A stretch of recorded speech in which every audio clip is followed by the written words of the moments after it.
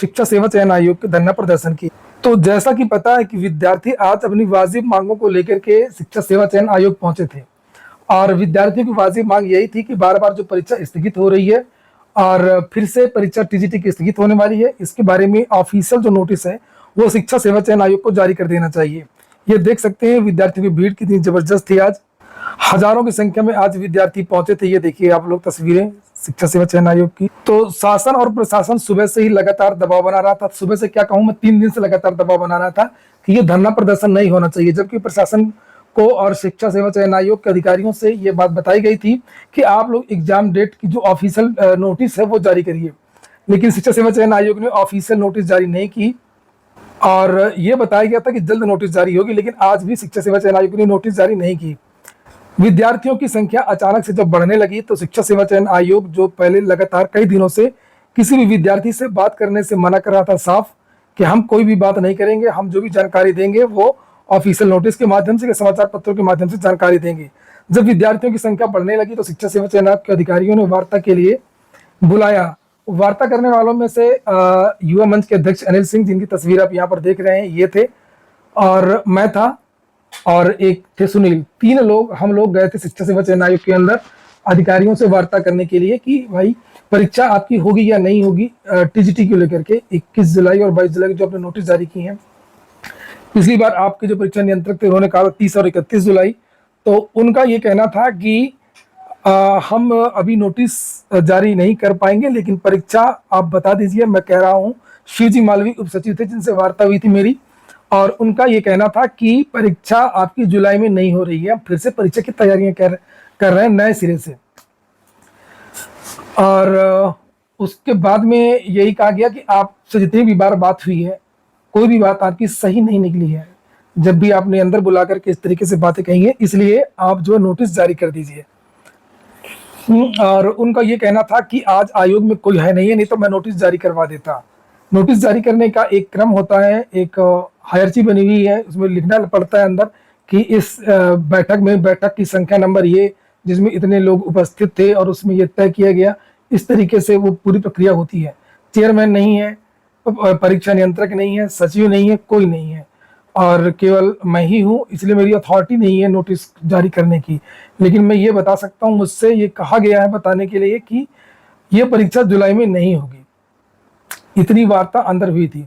और पीजीटी की परीक्षा करवाने की हम तैयारी कर रहे हैं, उसके बारे में हमने पहले ही बता दिया है, तो उसके बारे में स्पष्टीकरण देने की आवश्यकता नहीं है।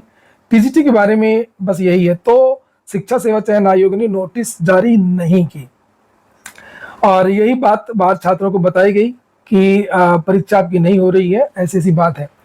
लेकिन विद्यार्थियों का ये कहना था कि नोटिस जारी कर देनी चाहिए। सारे के सारे जो विद्यार्थी थे उसमें कुछ विद्यार्थी स्वतः आए थे। स्वतः स्फूर्त आंदोलन ही था एक तरीके से। विद्यार्थियों को लग रहा था कि हमारे साथ छल हो रहा है, हमारे साथ धोखा हो रहा है।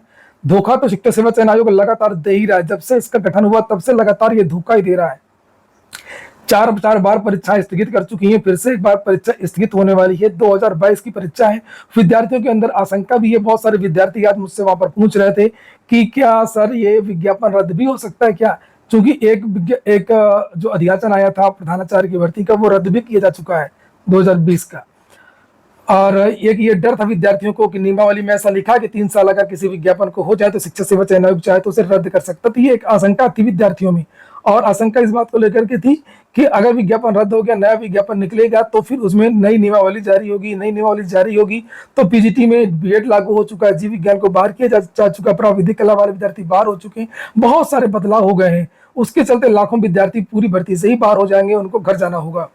तो यही विद्यार्थियों को समझाने का प्रयास किया जा रहा था, क्योंकि नोटिस के बारे में उनका ये कहना था कि कल मंगलवार है। हम लोगों ने पूछा कि कल मंगलवार है, कल तो अधिकारी आएंगे, हो सकता है कल मीटिंग हो तो कल नोटिस जारी करवा दीजिए। उनका ये कहना था कि अभी तो सब लोग यहाँ पे है ही नहीं है, कल कोई मीटिंग नहीं होगी, और कल अगर मीटिंग होती तो हम कल ही कोशिश करते कि निर्णय ले लेते इस पे।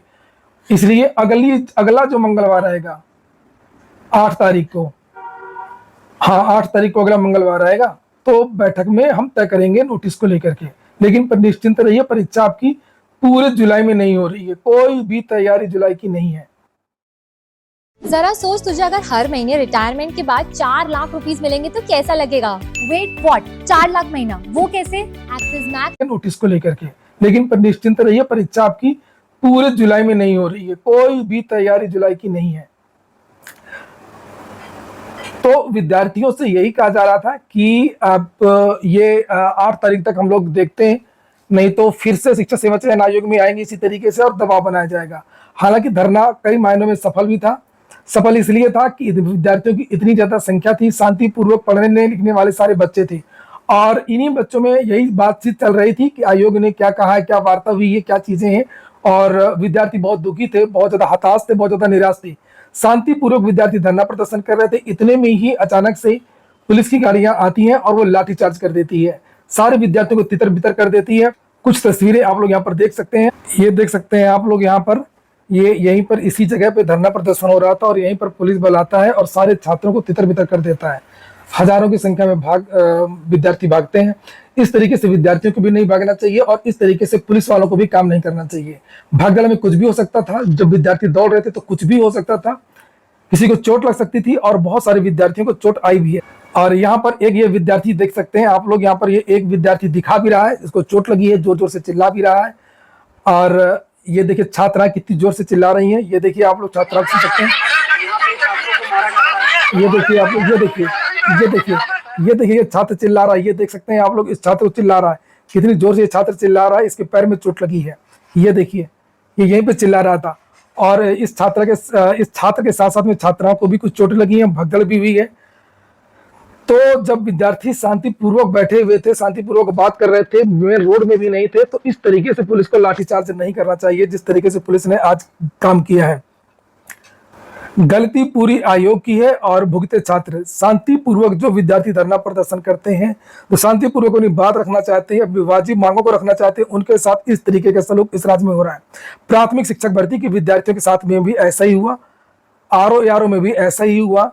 और जो टीजीटी पीजीटी के विद्यार्थी हैं जिनकी 3 साल से परीक्षा नहीं हो रही है, और कोई सबसे बड़ी बात यह है कि भावनाओं के साथ में खिलवाड़ हो रहा है विद्यार्थियों के साथ में, उनके ऊपर इस तरीके से लाठीचार्ज किया जा रहा है, उनको दौड़ाया जा रहा है। और इस तरीके से जो भगदड़ हुई थी, दोनों तरफ दीवारें हैं, आयोग जहां पर है उसके दोनों तरफ दीवारें हैं और इन दीवारों में कुछ भी हो सकता था, इस भगदड़ में कुछ भी हो सकता था। तो आयोग जो है वो तानाशाही पर उतारू हो गया है बहरहाल। और हालांकि जो जानकारी मिली है सूत्रों के हवाले से कि इस धरना प्रदर्शन की जो बात है वो ऊपर तक पहुंची है और हो सकता है कि एग्जाम की डेट्स और एग्जाम कैंसिलेशन की जो नोटिस है वो आपको जल्द देखने को मिल जाए। लेकिन जो टीजीटी की जो एग्जाम है वो अब जो बातचीत हुई है, जो चीजें निकल करके आई, तो ये एग्जाम हो सकता है कि सितंबर या अक्टूबर तक चला जाए। टीजीटी की जो एग्जाम है सितंबर या अक्टूबर तक जा सकता है। तो ठीक है, और आगे जो भी अपडेट्स होंगी मैं आपको दूंगा। क्या किया जाएगा क्या नहीं किया जाएगा उसकी प्लानिंग भी की जा रही है। लेकिन ये तय है कि जो योगी सरकार है वो रोजगार को कोई भी ध्यान नहीं दे रही है, ये उसकी प्राथमिकता में नहीं है। चाहे जो भर्तियां हो, चाहे वो UPSSC की भर्तियां हो, चाहे वो कोई भी शिक्षक भर्ती हो, चाहे वो LT हो, TGT PGT हो, एडेड जूनियर शिक्षक भर्ती हो या प्राथमिक शिक्षक भर्ती हो, किसी भी भर्ती से सरकार को कोई भी लेना देना नहीं है। शासन की मंशा ही ठीक नहीं है तो क्या हो सकता है। शासन अगर चाह लेता, CM अगर चाह लेते, उत्तर प्रदेश सरकार अगर चाह लेती, तो ये जो आयोग है वो अपने आप काम करने लगते। रोजगार को लेकर के, भर्तियों को लेकर के जो बीजेपी सरकार है उसका जो रवैया पहले से है वही रवैया आज भी है। अब इस सरकार से कोई उम्मीद नहीं है। फिलहाल ये थी आज की अपडेट। आप लोगों को कोई कमेंट्स हो, आप लोग कमेंट्स में अपनी बात रख सकते हैं। ये हो गया आज का वीडियो। पूरा वीडियो सुनने के लिए बहुत बहुत धन्यवाद। फिलहाल इतना ही। आपकी तरह मैं भी मायूस हूँ, लेकिन उम्मीद पर दुनिया कायम है। दिल दुखा है लेकिन टूटा तो नहीं है और उम्मीद का दामन छूटा तो नहीं है।